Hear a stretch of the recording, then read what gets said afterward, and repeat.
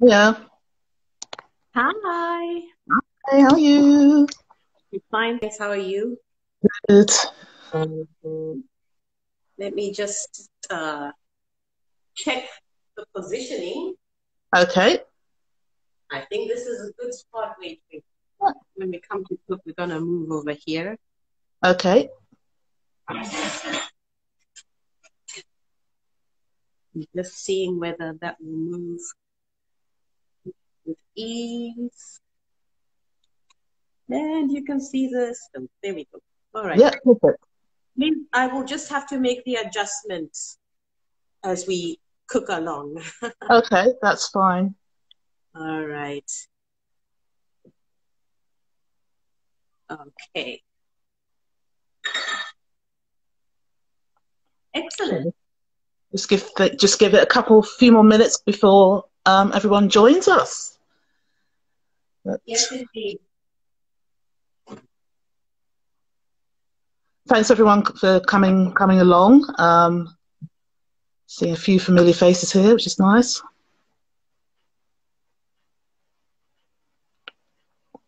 And we're just waiting a couple of minutes before we start with our amazing cook along today. Okay.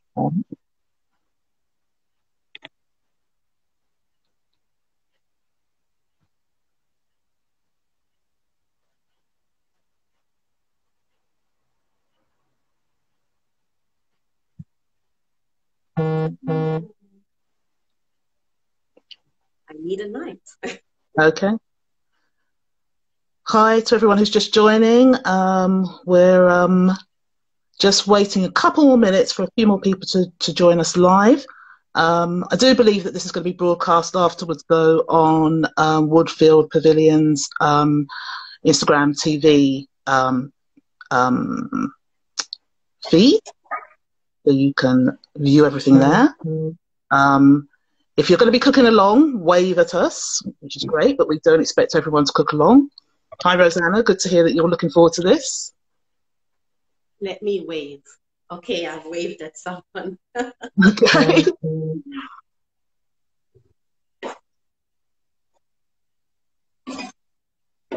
What's the weather like over there? Pretty damp. Well, in London, it's pretty damp. Yeah. It's quite. It's almost dusk now anyway, so it's quite dark. Yeah. And it's been sort of a bit rainy on and off, but that's it. Oh, hi, Seasoned Grocer. Seasoned Grocer has just joined us. I saw that they've been doing some lovely shopping earlier on, buying Scotch bonnet. Yeah. It was really nice to see the old market. That was my market when I lived. Oh, right. In London. Fantastic. Yeah.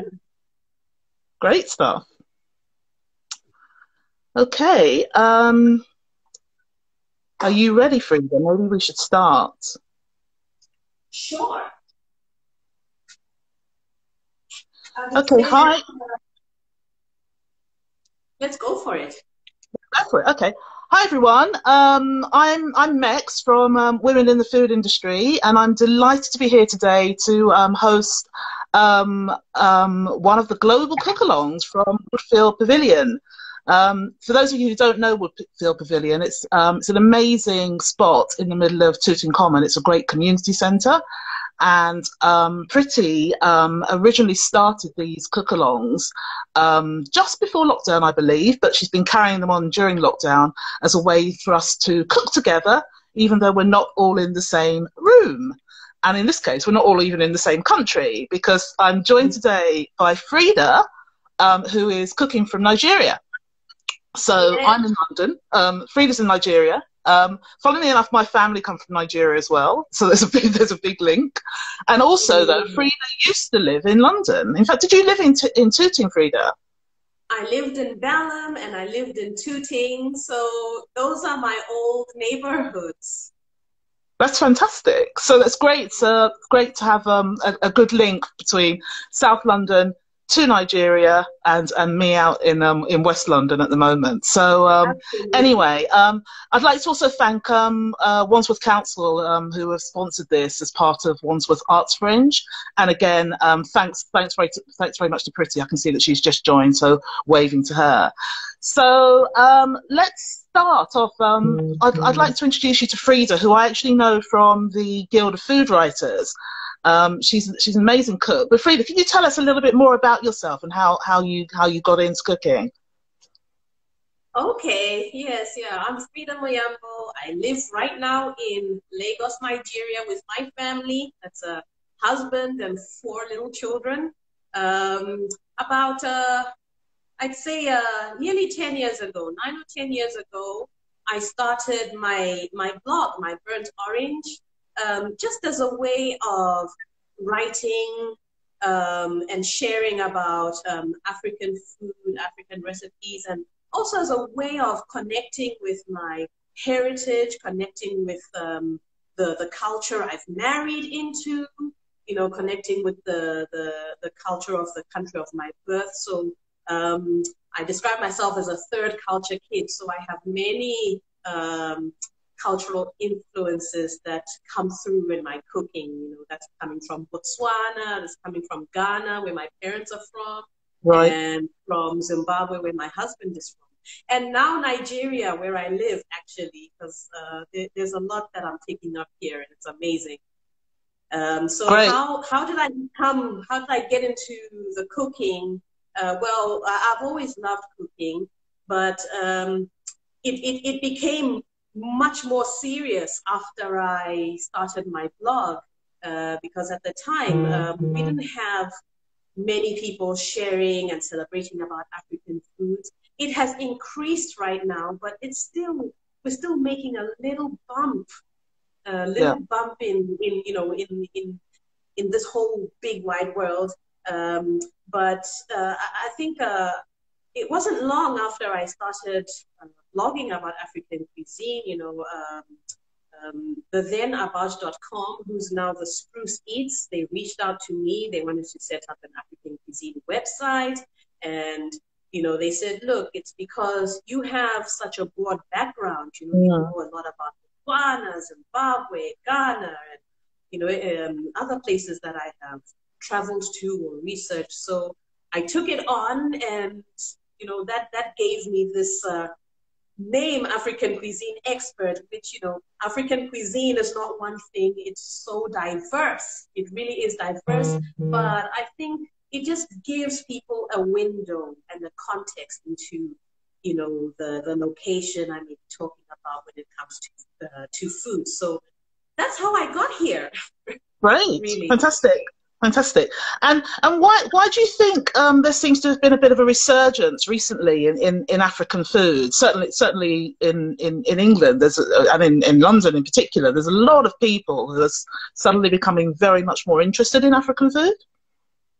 Yeah, you know what? I'll tell you what. I think there are 2 main reasons for that.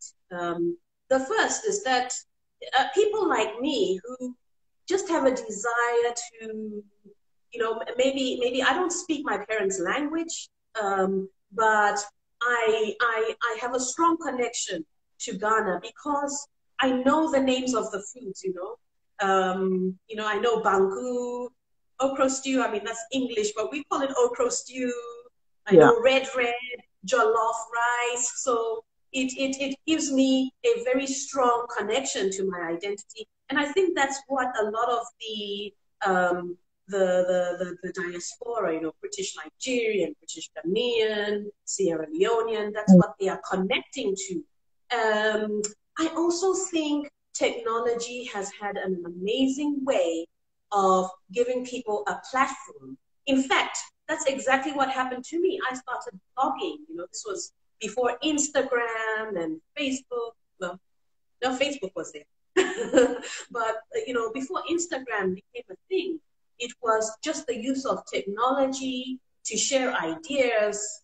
And, you know, at the time, we were just sharing. I was just sharing, not knowing anybody would be interested in hearing about it. I was just sharing so I could come back to it in the future. Perhaps I had many ideas that I didn't want to lose and just thought I would share it. And I think, you know, technology has really given people a voice. I mean, look at us today. I Yeah. am all the way in Nigeria, reconnecting with, you know, my friends in London, my old council, and technology has really enabled this. So I think, you know, there's two things going on. There's a little bit more, but, you know, I think people are really wanting to reconnect with the identity, you know.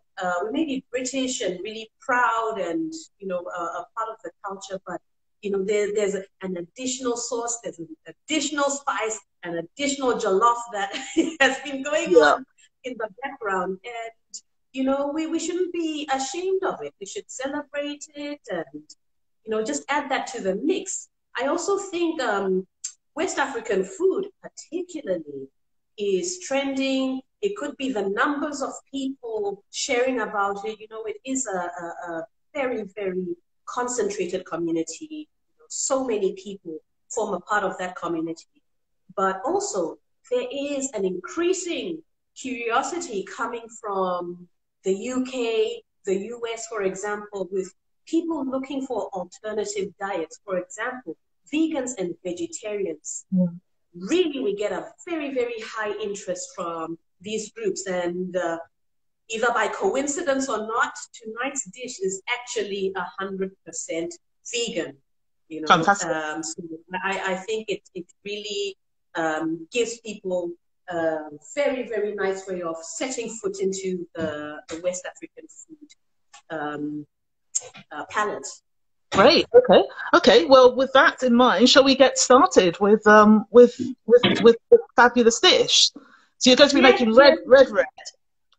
Yes, we're going to make Redred. And just so that you know, it is a bean stew made out of black-eyed peas.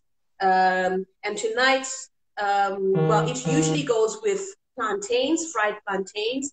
But I'm going to make it tonight the roasted plantain version. I just don't like using oil for deep frying. It's a thing for me. If you prefer to deep fry, go right ahead. But I prefer to oven roast it. So I'm going to start with that so that by the time we finish with our Redred, it's going to come through cooked and ready to go. Okay. Freda, how did you, when you lived in London, obviously you were doing, I'm assuming, quite a bit of African cooking. So how did you manage that when you were in London? Where did you manage to find the sort of traditional African ingredients in London? Yeah, so I was fortunate enough to find myself in South London, in Wandsworth, for that matter, and we had a market in Hildreth Street, actually, in Balham. And back then, we actually had an Afro-Caribbean shop that had been there for over 15 years. Unfortunately, today it's gone. But that was my go-to place for everything I needed. And most of the times, it was plantains, it was yams. Yeah.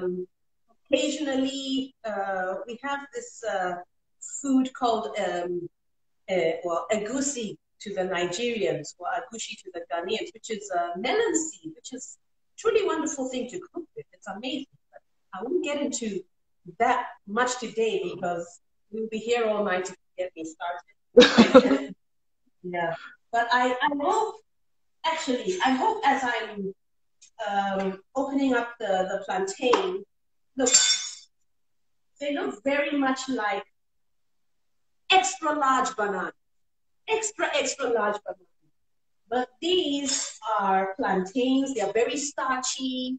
You can eat them whilst they're green. Usually you boil them when they're green, or as they ripen, you can fry them and they're really sweet. Now, you can't peel them like a banana. Okay, you cannot. It just doesn't work. So the way you have to do it is cut off the top and the bottom, and then make a slit very carefully in the skin. Then you can actually go ahead and peel it. Right. I mean, that's just I suppose it's the way we do it, especially because we also, you know, we cook plantains either raw or ripened, unripened or ripened. That will always be. Okay, so now I'm going to slice them, and because this is how I've been eating them my whole life, I'm slicing them the Ghanaian way, which is about, we slice at an angle, and I slice them you're slicing them at an angle there, aren't you? Rather than slicing. Yeah.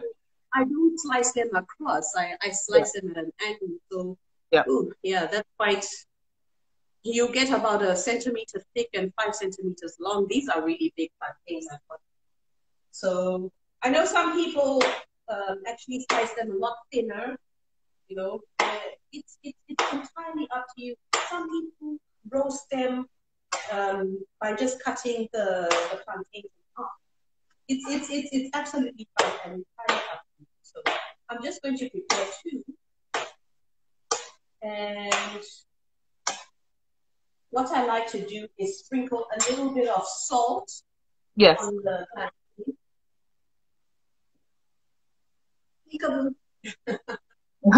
A little bit of salt. And because I'm doing that in the oven and I don't want it to stick, I'm going to toss them in a little bit of oil. Okay. And yes, a little bit of oil. I have some here. So that could you Freda, could you just repeat that little tip that you had about peeling plantains? Because I know that they are not the easiest things in the world to peel. Okay. All right. So from the top, what do you want to do? Is because it does not peel like a banana. No. So you just cut off the top, cut it off. Ooh, good knife today. The bottom. Yeah. And then make a slit down the middle. Okay. In the skin, and then you can peel it off. Perfect. It makes it much easier. Great. That is much easier because yes, I imagine. Some people that might be trying plantain for the first time would need that advice, but that's a really, really good tip. You do need that advice. You do need that advice. Okay.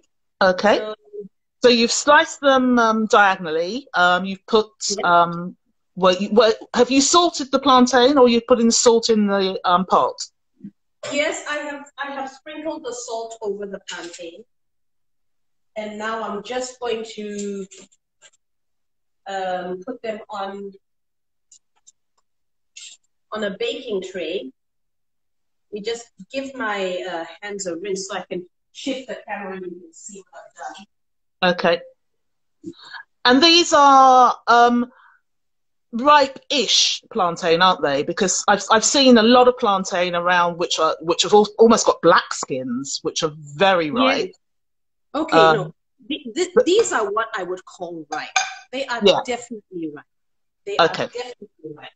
Because they're a little bit soft and they'll get really sweet. I'm just going to spray the plantains with some cooking spray because for some reason, I cannot find my vegetable oil. I think I tucked it away very, very safely. So I'm just going to use some cooking spray, and there's no problem with that, guys. You can do whatever suits you. But if you don't have cooking spray and you're using oil, vegetable oil, just a tablespoon, toss it all over the plantains and just give them a toss like that. Fine. And we're doing this because the plantains are quite sweet, so getting them off the baking paper could be a sticky situation. So that's the main reason why we're putting the oil. And for those who are fat conscious, this is a great way of enjoying plantains as part of a healthy, low-fat diet. It's really, really good to do this. Okay, I see somebody said I always buy the unripe ones. Good to know. Yeah, no, these are ripe. I mean, unripe ones would be green.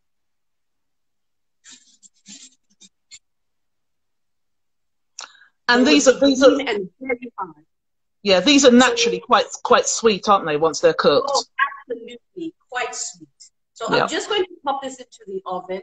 Okay. There's no particular science to this, but you can put it at 180 degrees or 200 degrees for until golden. You know, Right. it takes about 15 minutes, and usually in the oven they do go a little bit darker than some people might be used to, but take them out at your preference. There's no problem with that. So I'll just pop that in and start with the red. red. Would you need to turn them halfway, or would you just keep them as they are now when you're putting them in the oven? If you have time, turn Okay. them. Okay. I normally don't.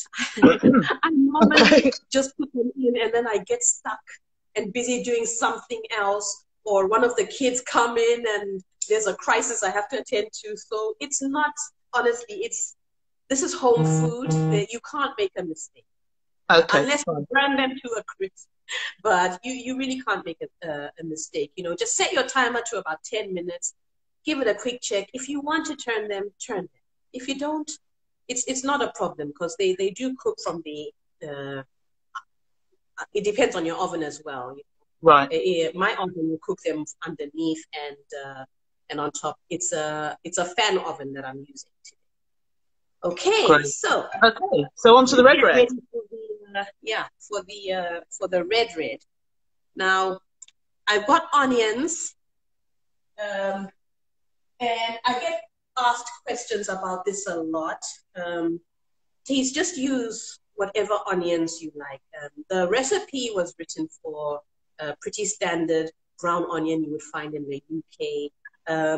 These are the ones I find here in the market. They're red onions. They're very cheap. They're usually very, very tiny. So I'm using two. But this is the sort of dish where it's very onion friendly. So if you love onions, go ahead and put loads. In fact, in the streets, in the market, you can actually get red just sold as softly boiled beans and then garnished with caramelized onions with palm oil, and they mix that with curry. That's all they do. They don't even put the tomatoes in. Wow. But yeah. They're different varieties, but the way we cook it at home, we love tomatoes, so we use them. And the name red, does that come from the tomatoes or the palm oil or something completely different? It definitely comes from the palm oil. Right. Because people don't realize that the palm oil I'm talking about is raw, unrefined palm oil that you can literally squeeze out of the palm fruit. I'll show you. Look, it's red. It's very red. This is, palm oil. The Brazilians have it too. They call it dende oil. But this is pure, unrefined palm oil. It has a distinct smell. I don't know how to describe it, but there are elements of smokiness in the oil. And this actually makes a distinct flavor profile in West Africa. It not only acts as an oil or a cooking fat, but it also acts as a flavoring because it's so distinct. And when you've grown up with this flavor, when you taste a stew with it, it hits you with these nostalgic memories. At least it does for me. But yeah, onions, no special chopping skills. Just going to, I like slicing onions, so that's what I'm going to do. Just going to slice the onions. And yes, the whole point of that was just to say, I believe that name Red is a reference to the oil. It's so red. Yes. It's so red. Okay, and then as we move along quickly, I will turn on the pan. This is how I cook at home. I'm constantly multitasking. Chop maybe not. I'll have to chop the tomato. And today I'm using fresh tomatoes. But if you have canned tomatoes, that's absolutely fine. In terms of quantities, I would say 3 or 4 of your standard UK supermarket plum tomatoes are the perfect quantity. Again, the tomatoes here, I think we're a little bit off season, you know, they're very, very tiny, very tiny. So I'm going to use 5, but again, it's entirely up to you. There are no hard and fast rules here. You know, some people skip the tomatoes altogether, and that's absolutely fine. Yeah, so we get started with those. Freda, could you use tin tomatoes or not? Could I use? Could you use tin tomatoes if you didn't have fresh? Yes, that was actually going to be my next point. So, rather than using fresh tomatoes, you could use canned tomatoes, chopped tomatoes, or the whole plumped tomatoes, and you can just blend them or chop them up. And when I do that, I actually omit tomato paste. So when I use fresh tomatoes, I will add a tablespoon of tomato paste, just that it helps to get a sauce going.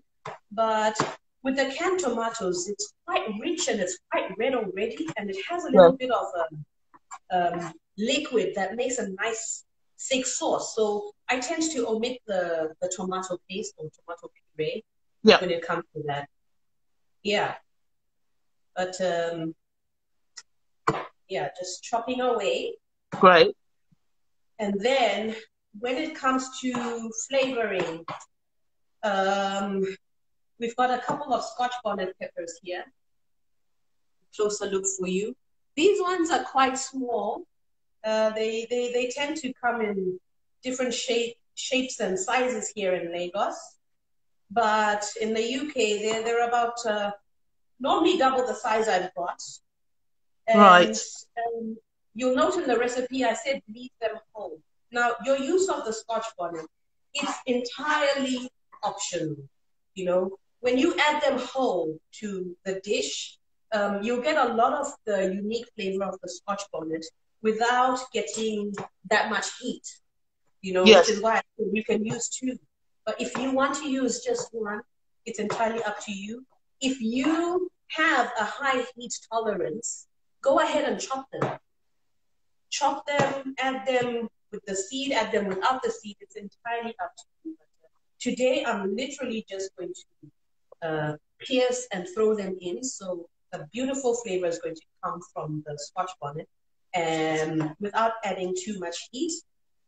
Garlic and ginger are also optional. I prefer my red without garlic, just with the ginger. But, you know, just the other week, I did a live for the Guild of Food Writers, and I completely forgot to add the spices. I did not add the peppers. I did not add the ginger or garlic, and it made no difference to me. Yeah. It was red. It was absolutely delicious and delightful. All right, so it sounds like a really forgiving recipe. So it's something that is very versatile by the sounds of this. I would agree with you. It's very forgiving. I had somebody ask me on my page whether they could use 2 cans of beans if they wanted, and how they would have to adjust the recipe. And honestly, you can add extra beans without making any adjustments at all. It's absolutely fine. If you like tomatoes, you know, add an extra, but you can. This can take an extra entire can of beans. I did say you would need 500 mils of vegetable stock. What I've done today, you know, for anyone who may be asking, what do I do with the water from the beans? It's entirely up to you. If you'd like to use the water, use the water. I'm using the water today, and I like using the water because it has a natural thickening property to it. Yeah. You know, so you know you can just balance out the liquid as you see fit. Okay. Frida, if you didn't have canned beans, or if you wanted to use dried black eye beans, Yes. how long would you soak them for, or how would you go around cooking them? The best thing to do is to soak them overnight.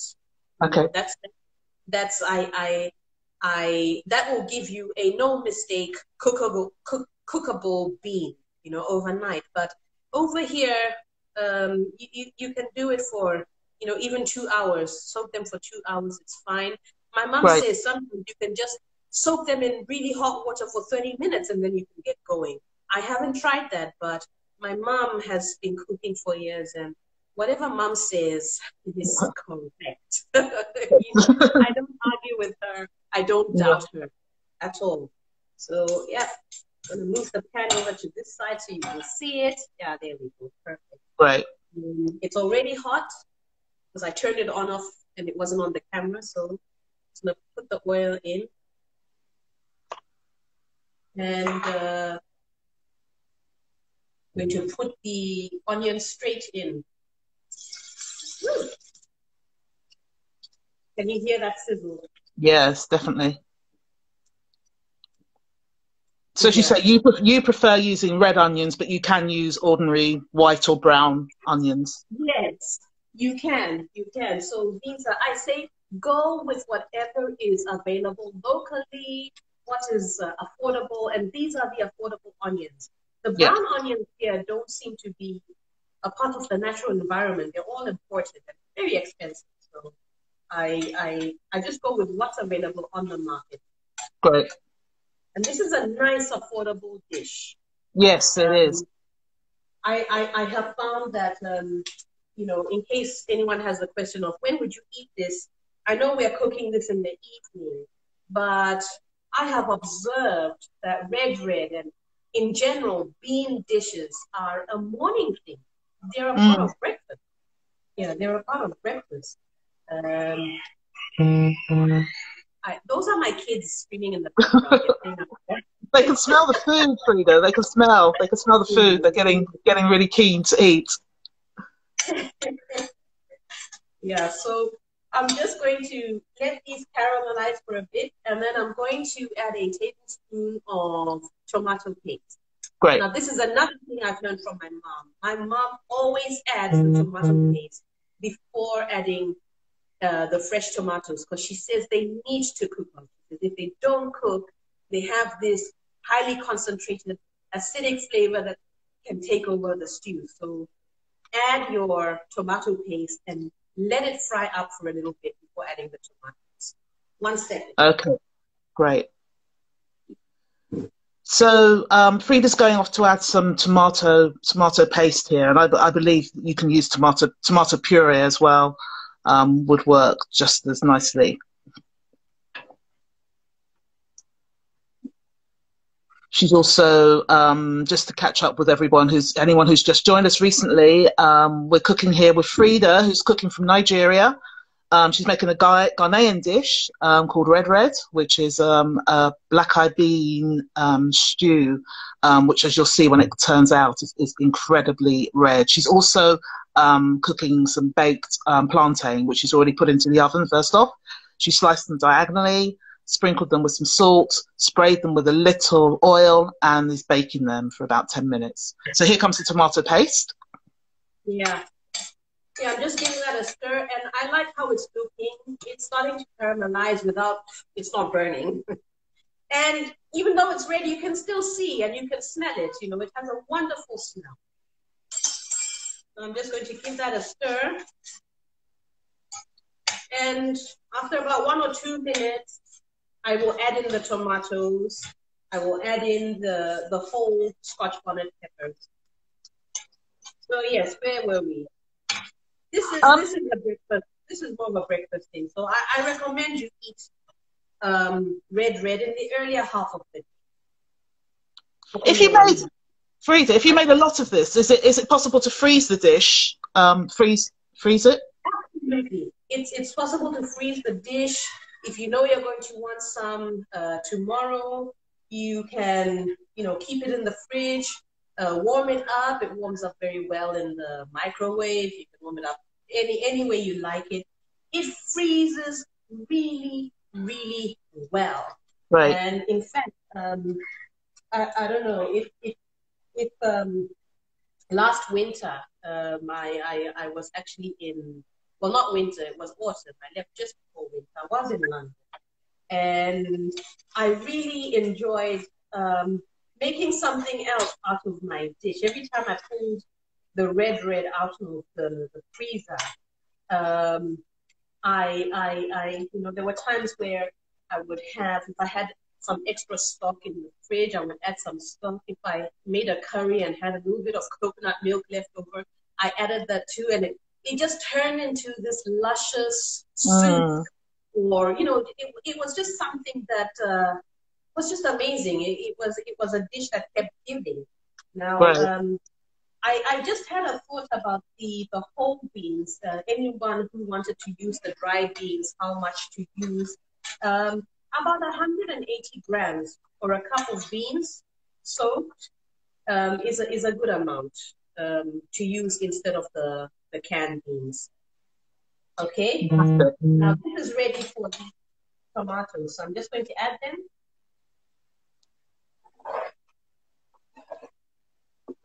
And what I want at this stage is the tomatoes to cook down a little bit. Okay. Yeah. And you'll find that this is a great dish to make at home, even after work. If you happen to just want beans in the evening, it's not going to take long because all the ingredients are quite convenient. So here I'm just piercing the Scotch bonnet. I'm going to remove the top. Yeah. Brilliant. So you're using, okay, and you're using 2 Scotch bonnets. I mean, could you use just fresh chilies instead rather than just red chilies? Yeah. You can use fresh chilies. You can use chili flakes. You can use chili powder. Somebody just said, "Wish I could smell it through the screen." Yeah. I wish you could too. You know, because this is the smell.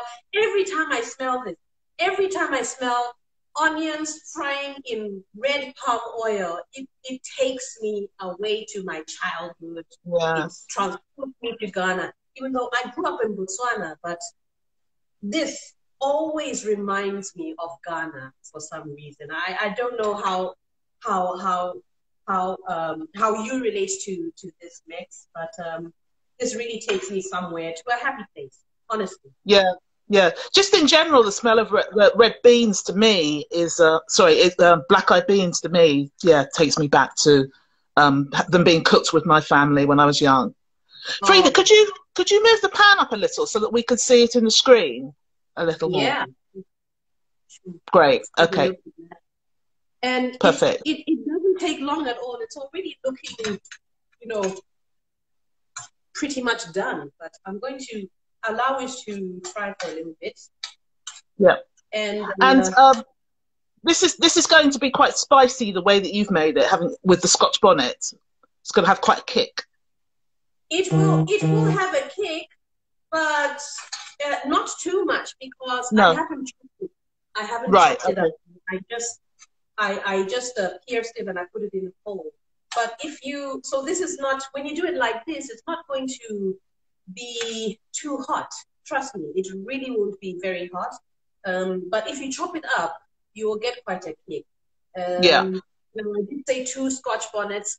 When I said 2, definitely don't chop up the 2 and put them in because that will be really hot. Yeah. You know, but the 2 Scotch bonnets are for just putting it whole, infusing that, you know, that I would like to call it perfume. You know, yes. Scotch bonnet is different to other chilies in that it has a distinct fragrance. It's very, very lovely. Okay, fantastic. I see the difference. Yeah. Yeah. So, is Scotch bonnet one of those? I was thinking about. Obviously, you've written a book. People may not know this about you, but you've co-authored a book about spice. And Yes. would you say that, what would you say are some of the key spices if you wanted to cook African food? Obviously, I know African food is so wide and there are so many different types of African food, but Mm. which key spices do you have in your store cupboard?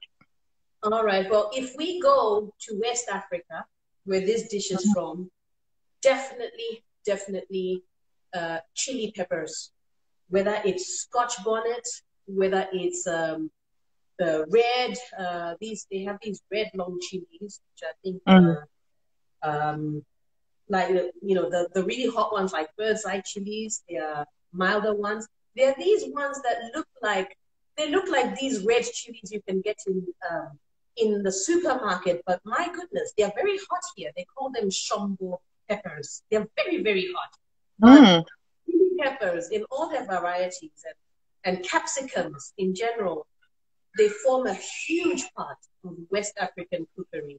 In yeah, Nigeria, there is definitely a preference for these bell pepper lookalikes, red ones. They call them tatashe. They look like capsicums. They look like bell peppers, but they have a kick. They actually really have a kick. They are hot. yeah, So that is one of the many flavors in West Africa. Another one is ginger. Ginger is yes, almost essential. Garlic is important as well, but not as much as the two. And then when you get to more traditional spices, and you come to think of dishes like pepper soup, you yes. have the indigenous spices like the Uda pods or grains of selim. I actually have some from my mini markets. Okay. Yeah. So I can Frida's show you. famous for her. Frida's famous for her mini market. She's showing us how how she would be how the goods are actually displayed in Nigeria, where she Yeah, brought them from. yeah, literally, you can go to the market and just get, packaging is not a thing. You can get it Mm. wrapped in just a little bag like this. And yeah, these are Uda pods, grains of Oh, selim. Yeah. So how to use these? You yes. toast them, and grind them. They grind a lot easier after toasting. All right. My stew is making a lot of noise right now, so I'm going to go ahead and add my liquid. So as I said, I like using the water from the beans. So I'm going to use that along with, I've just poured it into the vegetable stock. So I'm going to use that. I'm going to put a little bit in. Do you have a preference for which when you were talking about vegetable stock before with the Guild of Food Writers, there was a few questions about whether you should use Knorr or Maggie or do you have a favorite stock brand? I'll tell you, it depends on which country I'm in. Honestly, Okay. it's so silly, but it really does. In Nigeria, it's Maggie from Nestle. In the UK, they have, Knorr, okay, yeah, they have yeah. the, whether No, it's I the, remember my family used to the cook Maggie quite a lot. Maggie stock cubes. yeah, yeah. So whether it's the blocks that you can just reconstitute with boiling water, or those stock pots which they now have, those are so amazing. So either of them, it really, honestly, if I was in London, when I go to the supermarket, there's only one brand I reach for. Honestly, there's only one brand I reach for, and that's the Knorr cubes. When I'm in Yeah. Nigeria, there's only one brand I reach for. That is the Maggie cubes. So I don't know. It's amazing. I think it just goes to show the power of the market here. But I don't know how we're doing for time. But look at the way. We've got about 15 minutes Oh, to go. wonderful! So yeah. Look at how wonderful this looks. I haven't even used all of the liquid, but it's got a very beautiful sauce, which is what I want. And um, I should have added the black eyed peas at the same time, but guys, no matter. we're going to get there in the end. So that's my can of Great. black-eyed peas. So we've had all of the lovely tomatoes, Scotch bonnets just thrown in with the onions, stock, and now the black-eyed peas. Yes, now the black-eyed peas. And, you know, I do get the question about what other beans you can use. And I've got to be honest, you can use, there are times when, if I have chickpeas, for instance, and, or if I have beans in the fridge, I will just take them and throw them all in. It's a good way of using up what you have. And in fact, I do have some beans. I'm actually tempted to put them in, but we won't do that for now. Okay. But look, guys, I'm so happy with the way this is looking. It's simmering away. Whilst I was doing that, I'm going to check on the plantains. Hopefully Fabulous. The oven was good. We'll see. Freda, as well, is this recipe anywhere that we can find the full recipe if people want to? I know that we've posted the ingredients. Yes. So this recipe, which I did with whole beans, it's on my blog at My Burnt Orange. If you catch me on my Instagram, you can get a link there. It's also on YouTube. I've done a complete presentation of the entire thing. So the recipe is out there. I see Pretty asked a question, does the book have this dish in it? The book does not have this dish in it. It has other adventurous amalgamations of different parts of Africa in it. It has about 5 or 7 recipes that I've contributed. But that book was a project put together by about 6 different authors. So it covered spices from all around the world. So there's a wealth of recipes in there, and I contributed a few from Africa. Fabulous. Yeah. Okay. So people can find you, Freda, on you're on My Burnt Orange, aren't you, on Instagram? Yes, My Burnt Orange. Let me see if I can type it in the comments. 1 second. That's all right. I can do that. Don't worry. I think. All right. Oh, actually, no, I can't. I'll try. Let me do that. We're pretty much done. The plantains need a little bit more time, so I've just put them on full whack in the oven so that we can get them out. But whilst we're waiting for this, I'm going to let this cook. Let me check for seasoning. And as a cook, you have asbestos hands. So yes. Do you know something? There's something so surprising about Redred. I've just tasted it. All I put in is a little bit of the vegetable stock, and it's so sweet. It's sugary sweet. It's amazing. Absolutely amazing. And then the flavor from the palm oil is coming in, adding smoky note to the mix. And honestly, it's just lovely. I actually can't wait to dig in. This is a dish that makes me really happy. And what have I done? I did something. That's great. Yeah. We all need happy dishes right now, so it's fantastic to have these really comforting foods, which are really simple to make as well. That's the thing I love about food. It's so quick and simple. But I actually thought, whilst we're waiting for the plantains to get ready, I thought I would show you what else we can make with black-eyed peas. Yes, that'd be great. Beans. Because these beans are such an important food in Africa. Honestly, they're such an important protein. They're so affordable. In West Africa, you see different transformations of this simple bean into dishes that look nothing like this. And today I prepared some moin moin. Oh, Olele. fantastic. Yeah.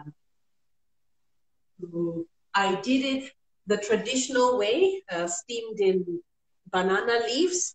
I mean, I call them banana leaves, but they're not banana leaves. Something like Theo, something Danieli. Okay, that's the scientific name, but they look like banana leaves. So usually moin looks orange. I didn't put any peppers in, so it's actually looking a little bit gray. But this is round ground beans with some onion, with some, typically you put pepper in, and then some water, some fat, like oil, and then you steam them. You actually put the batter inside this leaf and you steam them. And you'll typically, it's like a steamed pudding, like a steamed pudding. You'll typically see it served, if you're in the UK, if you go to a Nigerian wedding, 99 out of 100 times you will see moin moin being served alongside jollof rice. It's not uncommon to see boiled egg put inside the moin moin and steamed together. Sometimes people put prawn, sometimes people put dried crayfish. I've also actually seen people use salmon Really? inside Okay. moin moin. Look, you do it, do what tickles your fancy. Okay, so I want to show you this in a second. And you can also fry sorry, Freda, you can also fry the paste, can't you? The black-eyed bean yes, you can. I sadly didn't do that. I would have loved to show you, but you can fry the paste as well. With less liquid, in the batter, don't put as much liquid as the moin moin. So you can fry the paste and it actually puffs up and looks like donuts. Trust me, it's very hard to believe. I think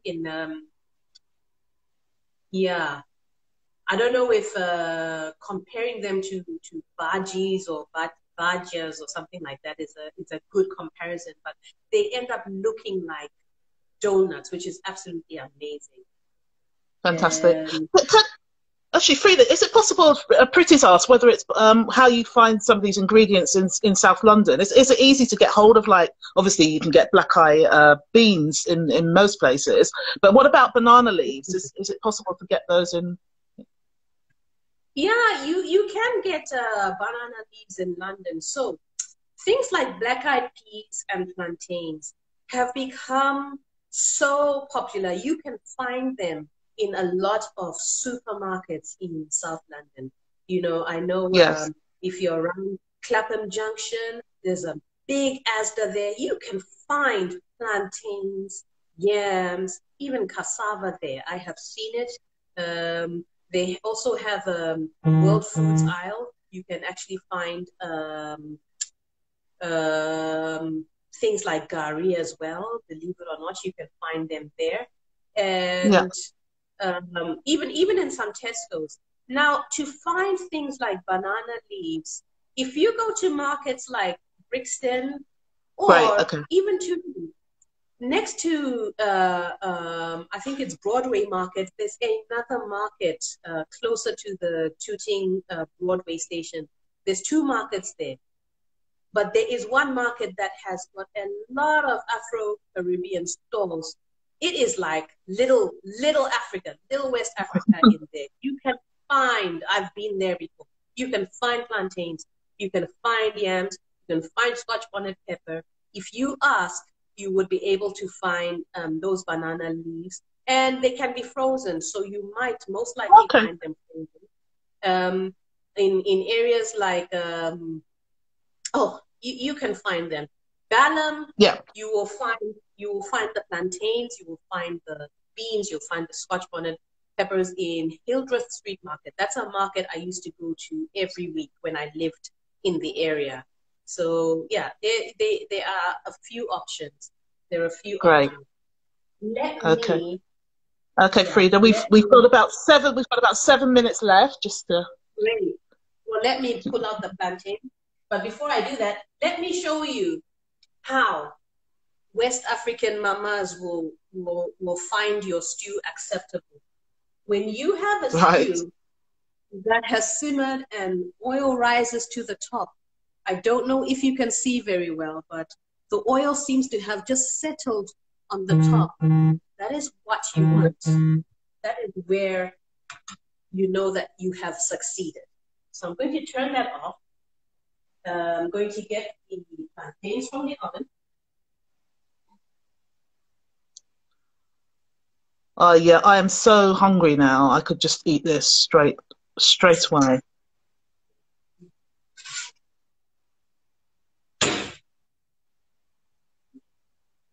Right.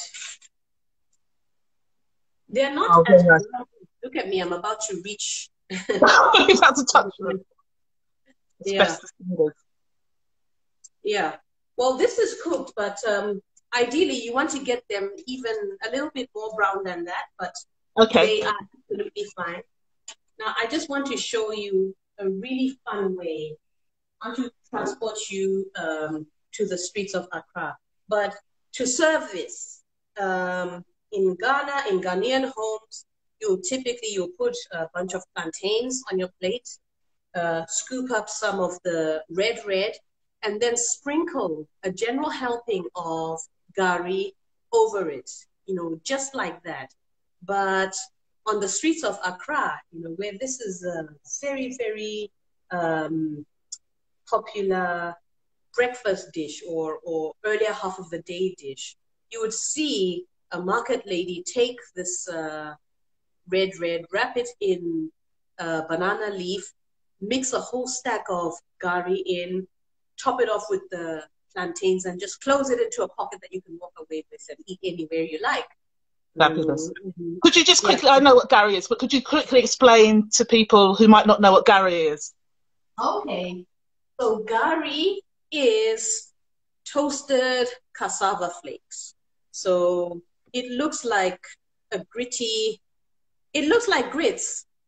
It looks like the cornmeal that you would use for grits, Yeah. It's gritty, it's toasted. In this form, you can actually eat it without cooking.